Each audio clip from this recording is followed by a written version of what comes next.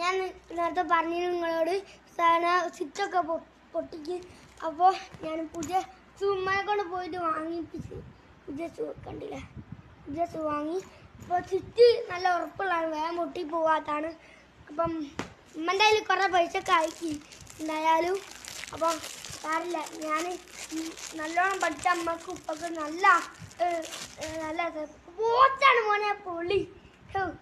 എന്താണ് രസം തുറന്നൊക്കെയല്ലേ ഒരതിന് ഈ ബോക്സ് തന്നെ ഉണ്ട് കണ്ടില്ലേ. ഇത് നമ്മൾ ഒരു സാധനം നോക്കിയാൽ കട്ടറൊക്കെ പോത്ത.